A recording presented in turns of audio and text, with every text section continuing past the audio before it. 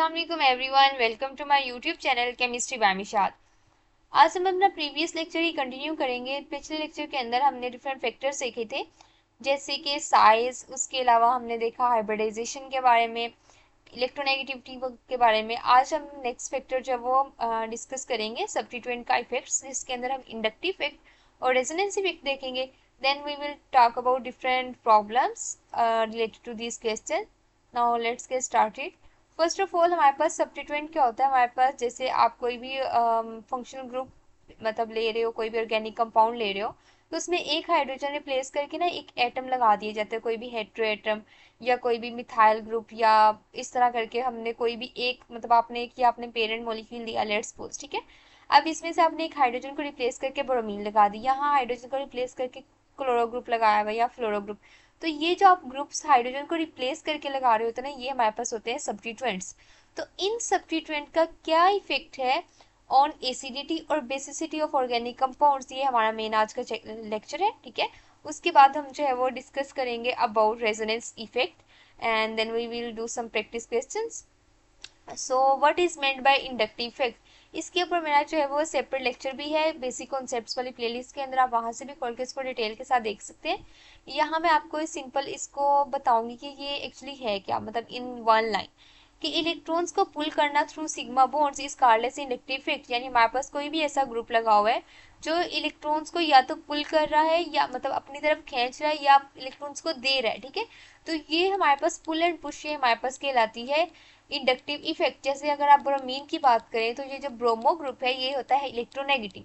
तो ये इलेक्ट्रॉन्स जो है वो अपने नियर बाय जो बॉन्ड है उसमें से अपनी तरफ अट्रैक्ट कर रहा होता है। एज ए रिजल्ट हमारे पास ये जो कार्बन है वो पार्शियल पॉजिटिव हो जाती है।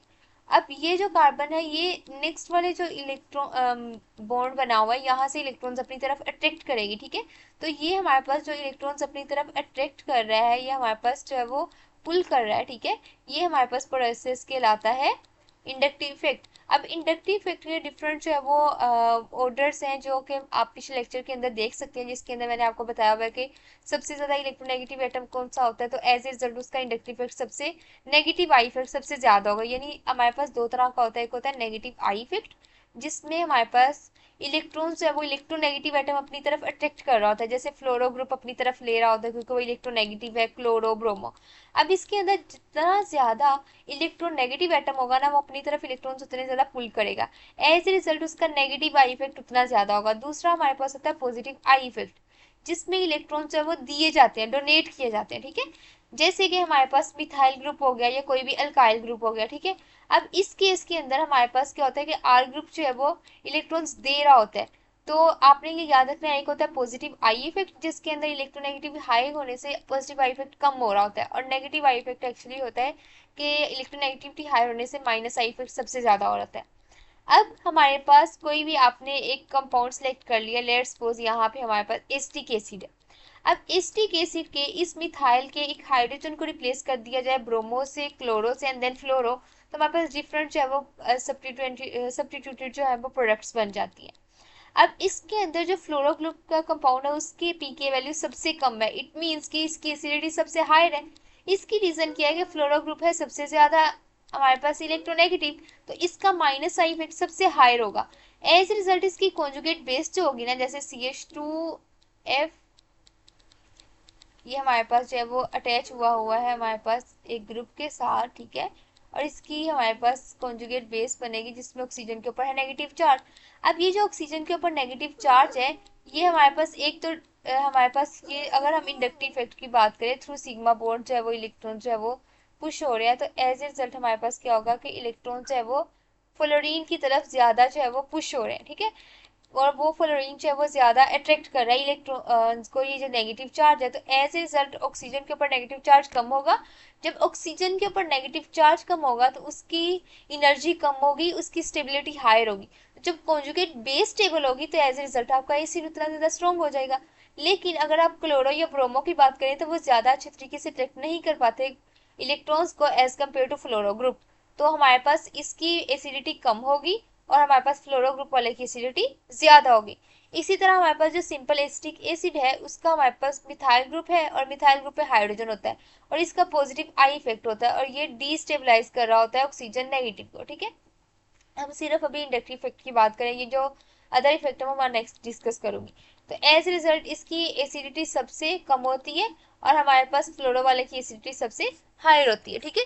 और आपने एक और चीज याद रखनी है कि जब हम कंपैरिजन में चल रहे होते हैं ना इस तरह के सब्स्टिट्यूएंट इफेक्ट के, तब हम देखते हैं कि बाकी चीज उसकी सेम होती है, लेकिन सिर्फ सब्स्टिट्यूएंट का फैक्टर जो है वो डिफरेंट होता है, ठीक है। एज ए रिजल्ट आप जो है वो एक दूसरे से कंपेयर कर रहे होते हो। अब यहाँ पे इन्होंने बताया हुआ है कि किस तरह हमारे पास जो है वो इंडक्टिव इफेक्ट जो है वो स्टेबलाइज कर रहा है बेस को, और एज ए रिजल्ट जो है वो हमारे पास जो है वो इलेक्ट्रॉन विड्रॉल हो रहा है, और स्टेबलाइजेशन की वजह से आपकी एसिड जो है वो उतना ज़्यादा स्ट्रॉन्ग बन रहा है, ठीक है। क्योंकि कॉन्जुगेट बेस जो है वो स्टेबल है तो एसिड स्ट्रॉन्ग हो जाएगा। इसके अलावा अगर आप देखें तो इंडक्टिव इफेक्ट, आपको पता होगा कि इंडक्टिव इफेक्ट जो है वो डिपेंड कर रहा होता है आपके डिस्टेंस के ऊपर। जितना ज़्यादा डिस्टेंस जो है वो कम होता है, आपका इंडक्टिव इफेक्ट जो है वो उतना हायर होता है। यानी हमारे पास जो फंक्शनल ग्रुप है उससे डिस्टेंस जो है वो जितना कम होगा, इंडक्टिव इफेक्ट उतना ज़्यादा होगा। जैसे यहाँ पे OH के करीब है ब्रोमीन, तो इसका इंडक्टिव इफेक्ट ज़्यादा होगा। नेगेटिव आई इफेक्ट, तो नेगेटिव आई इफेक्ट ज़्यादा होने की वजह से इसका एसिडिटी सबसे ज़्यादा होगी as compare to this one, जिसमें ब्रोमीन बहुत दूर है, क्योंकि दूर जाने की वजह से इंडक्टिव इफेक्ट उतना इस ऑक्सीजन के ऊपर कम इफेक्ट करता है। अगर इसकी कॉन्जुगेट बेस आप बनाओ तो ये ऑक्सीजन नेगेटिव बन जाएगा, और ऑक्सीजन नेगेटिव बहुत दूर है ब्रोमीन से, तो एज ए रिजल्ट हमारे पास जो अट्रैक्ट करने की पावर है वो उतनी कम हो गई है। मतलब ब्रोमीन यहाँ तक तो बहुत अच्छे से इलेक्ट्रॉन्स अपनी तरफ अट्रैक्ट कर सकते हैं, लेकिन यहाँ से इलेक्ट्रॉन जो का मूव करना, विड्रॉल होना मुश्किल हो जाता है। इस वजह से ये वीकेस्ट एसिड है, और हमारे पास ये जो है जिसमें ब्रोमीन करीब है वो स्ट्रॉन्गेस्ट एसिड है। Next we will talk about resonance effect. Resonance effect के अंदर हमारे पास जो है वो दो हैं, मैंने एग्जांपल दी हुई है, एक जिसके अंदर रेजोनेंस है और दूसरे में नहीं है। अब रेजोनेंस हमारे पास क्या होती है, डीलोकलाइजेशन। डीलोकलाइजेशन मैंने अपना जो सबसे फर्स्ट हमारे पास बेसिक कॉन्सेप्ट्स के लेक्चर है उसके अंदर फर्स्ट लेक्चर के अंदर मैंने लोकलाइज और डीलोकलाइज बॉन्डिंग के बारे में डिटेल के साथ बताया हुआ है। आप वहाँ से डिटेल के साथ पढ़ सकते हैं कि डीलोकलाइजेशन क्या होता है। देन मैंने रेजोनेंस और मीसोमेरिक इफेक्ट के बारे में भी वीडियोस बनाई हुई है, ठीक है। तो आप वहाँ से अपना बेसिक कॉन्सेप्ट क्लियर कर सकते हैं। एज ए रिजल्ट आपको ये चीज़ें जो है वो अच्छे तरीके से समझ आएंगी। अब आप यहाँ पे देख रहे हैं तो यहाँ पे ऑक्सीजन के एक ही जगह पे इलेक्ट्रॉन्स है, ये इलेक्ट्रॉन्स है वो किसी और हेटेरोएटम के ऊपर मूव नहीं कर सकते, क्योंकि इसके नियर बाय में कोई पाई बॉन्ड कंटेनिंग जो है वो ग्रुप नहीं है। एज ए रिजल्ट क्या होगा कि ये इलेक्ट्रॉन्स एक ही जगह पे फिक्स है, ये लोकलाइज्ड है, एक जगह पे फिक्स है। अगर लेकिन यहाँ पे अगर बात की जाए तो ये ऑक्सीजन का अगर नेगेटिव चार्ज यहाँ मूव करे तो ये पाई बॉन्ड इधर नेगेटिव चार्ज बना देगा। एज ए रिजल्ट ये जो है रेजोनेंस मतलब डीलोकलाइजेशन होगी, ठीक है। यानी हमारे पास जो इलेक्ट्रॉन्स है वो पहले किसी और एटम पे थे, थोड़ी देर बाद किसी और एटम पे, तो ये कहलाती है डीलोकलाइजेशन, जिसे हम कहते हैं रेजोनेंस इफेक्ट। अब ऐसे कंपाउंड जिनके अंदर रेजोनेंस होती है, जिसमें डीलोकलाइजेशन होती है, तो वो उतने ज्यादा स्टेबल होते हैं, ठीक है। ये चीज मैंने आपको उन लेक्चर्स के अंदर बताई हुई है। तो रेजोनेंस जितनी ज्यादा होगी उतनी ज्यादा स्टेबिलिटी होगी। तो स्टेबिलिटी अगर कॉन्जुगेट बेस की हायर होगी तो ऑब्वियसली वो एसिड उतना ज्यादा स्ट्रॉन्ग होगा। इट मीन्स कि ऐसे कंपाउंड्स जिनके अंदर कॉन्जुगेट बेस के अंदर रेजोनेंस का फिनोमिना हो सकता है वो स्टेबल होंगे, और वो कॉन्जुगेट बेस क्योंकि स्टेबल होगी तो वो एसिड उतना ज़्यादा स्ट्रॉन्ग होगा। अब हम डिफरेंट एग्जांपल देखते हैं। इसके अंदर आप देख सकते हैं कि हमारे पास दो चीज ग्रुप्स है। एक के अंदर हमारे पास है फर्स्ट वाला क्वेश्चन, जिसके अंदर हमारे पास जो है वो एक CH3O ग्रुप लगा हुआ है, ठीक है। CH3O ग्रुप लगा हुआ है एज ए सब्स्टिट्यूएंट, और यहाँ पे हमारे पास जो है वो ग्रुप लगा हुआ है CH3CH2। अब आप देख सकते हैं कि CH3CH2 का हमारे पास ज्यादा बिहेवियर यहाँ पे प्लस आई है, और CH3O का हमारे पास है नेगेटिव आई। तो मैंने आपको बताया था कि जिसके अंदर माइनस आई इफेक्ट होता है वो ज्यादा स्ट्रोंगर एसिड होता है। एज ए रिजल्ट हमारे पास ये एसिड जो है वो स्ट्रोंगर एसिड होगा, ठीक है। तो हमारे पास ये एसिड जो है वो स्ट्रोंगर है। अब नेक्स्ट हमारे पास एग्जांपल है जिसके अंदर क्या है, ऑक्सीजन है और एक के अंदर नाइट्रोजन है। अब इसके अंदर डिफरेंस सिर्फ इस चीज का है कि एक के अंदर ऑक्सीजन है, दूसरे के अंदर नाइट्रोजन है। तो इसके अंदर जो आप पिछले रूल्स है वो भी लगा सकते हैं। ऑक्सीजन हमारे पास ज्यादा इलेक्ट्रोनेगेटिव है, और क्योंकि हम जो है वो पीरियड की बात कर रहे हैं तो पीरियड के अंदर इलेक्ट्रोनेगेटिविटी पे डिपेंड करता है आपका जो है वो एसिडिक और बेसिक बिहेवियर। तो ऑक्सीजन ज्यादा इलेक्ट्रोनेगेटिव है और नाइट्रोजन कम इलेक्ट्रोनेगेटिव है, तो एज ए रिजल्ट ये ज्यादा एसिडिक होगा। इसके बाद अगर आप इस ग्रुप को देखें तो यहाँ पे हमारे पास CH3O ग्रुप है और इधर CH3CH2O ग्रुप है। अब यहाँ पे हमारे पास जो है वो, ये अगर बात की जाए और इसकी बात की जाए, तो आपने इन दोनों में से सर्च करके खुद देखना है कि इसमें से ज्यादा इलेक्ट्रोनेगेटिविटी किसकी है, ठीक है। तो जिसकी ज्यादा इलेक्ट्रोनेगेटिविटी होगी उसका इंडक्टिव इफेक्ट हायर होगा, और जिसका माइनस आई इफेक्ट हायर होगा उसकी जो है वो एसिडिक उसका बिहेवियर ज्यादा होगा। तो ये चीज जो है वो आपका अपना टास्क है, आपने इसे लाजमी देखना है।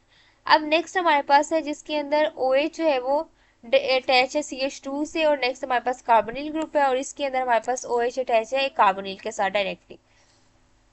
अब शायद आपने गौर किया हो कि दोनों के अंदर डिफरेंट फैक्टर्स लगते हैं। सेकंड फर्स्ट वाले के अंदर रेजोनेंस इफेक्ट नहीं हो सकता क्योंकि ऑक्सीजन जो है डायरेक्टली एक ऐसे कार्बन के साथ अटैच नहीं है जिसमें पाई बॉन्ड हो। इसके अंदर हमारे पास similar to this acetic acetate ion, इसके जो एनाइन के अंदर जो है वो रेजोनेंस हो सकती है, यानी CH3 CH2 carbon double bond oxygen, ठीक है, और हमारे पास ये बॉन्ड बना रहा है ऑक्सीजन नेगेटिव के साथ, तो यहाँ पे रेजोनेंस के चांसेस हैं। तो जिसके अंदर रेजोनेंस के चांसेस है वो ज्यादा एसिडिक होगा। ये क्वेश्चन आपका टास्क है, ठीक है। नेक्स्ट, अब नेक्स्ट है हमारे पास प्रॉब्लम 31। ये सारे क्वेश्चन जो है वो मैं पॉला ब्रूस की ऑर्गेनिक केमिस्ट्री की बुक से करवा रही हूँ। मैं आपको वो हाईली रिकमेंड करूंगी आप उस बुक से स्टडी करें, वो बेसिक कॉन्सेप्ट्स के लिए बहुत ही अच्छी बुक है। अब अगर हम इनके डिफरेंट कंपाउंड्स की रैंकिंग करें from stronger acid to weaker acid, तो आप एक चीज देख सकते हैं कि इसके अंदर तीन फैक्टर्स लग सकते हैं। एक तो सब्स्टिट्यूएंट इफेक्ट लग सकता है, ठीक है। दूसरा हमारे पास इसके अंदर इंडक्टिव इफेक्ट लग सकता है। अब अगर आप यहाँ देखें तो यहाँ सब्स्टिट्यूएंट नहीं लगा हुआ और इन तीन ग्रुप्स के अंदर सब्स्टिट्यूएंट लगा हुआ है, और ये जो सब्स्टिट्यूएंट है वो माइनस आई इफेक्ट रखता है। इट मीन्स कि ये जो सब्स्टिट्यूएंट कंटेनिंग ग्रुप्स हैं, सब्स्टिट्यूटेड ग्रुप्स हमारे पास कंपाउंड्स हैं, इनकी जो एसिडिटी है वो हायर होगी, और जो अनसब्स्टिट्यूटेड है उसकी एसिडिटी लोअर होगी। दूसरा हमारे पास फैक्टर लगता है इंडक्टिव इफेक्ट का। यहाँ पे आपके पास क्या है, करीब है माइनस आई इफेक्ट वाला ग्रुप और यहाँ दूर है, और यहाँ पे दो ग्रुप्स लगे हुए हैं, ठीक है। तो आप इसको किस तरह कर सकते हैं, अब जहाँ दो ग्रुप्स हैं ऑब्वियसली वहाँ की एसिडिटी हायर होगी, ठीक है। तो सबसे ज्यादा हायर जो है हमारे पास अगर हम लगाएं, मैं पहले इसको रेज कर लूं, सबसे ज्यादा स्ट्रॉन्गर एसिड हमारे पास होगा ये वाला। देन हमारे पास वो होगा जो फ्लोरीन ज्यादा करीब है। थर्ड पे हमारे पास ये आ जाएगा, और फोर्थ पे जिसके पास कोई भी माइनस आई कंटेनिंग ग्रुप नहीं है। अब नेक्स्ट हमने बताना है कि इसमें से स्ट्रॉन्गर बेस कौन सी है। ये वैसे आप खुद भी सोल्व कर सकते हैं, बहुत ही आसान क्वेश्चन है। एक के अंदर फ्लोरो ग्रुप है, दूसरे के अंदर ब्रोमो ग्रुप है, तो फ्लोरो ग्रुप वाला ऑब्वियसली ज्यादा एसिडिक होगा, ठीक है। तो ज्यादा, अब हमारे पास ये एक्चुअली है कॉन्जुगेट बेस, तो फ्लोरो वाला एसिड स्ट्रॉन्गर एसिड होगा तो इसकी बेस क्या होगी, वीक होगी। तो जो वीक होती बेस है, ठीक है, ये वीक बेस होगी और ये हमारे पास स्ट्रॉन्ग बेस होगी, ठीक है। इसी तरह आपके पास नेक्स्ट क्वेश्चन है, एक के अंदर ब्रोमीन ग्रुप लगा हुआ है और एक के अंदर नहीं लगा हुआ। तो जिसके अंदर ब्रोमीन ग्रुप लगा हुआ है ये वीक कॉन्जुगेट बेस है, तो वीक बेस मीन कि दूसरी जो बेस है वो क्या है, हमारे पास जो है वो स्ट्रॉन्ग है। अब वीक बेस इसको क्यों कहा, क्योंकि ब्रोमीन जो है वो क्या कर देगा, इसकी हमारे पास इंडक्टिव इफेक्ट ज्यादा है।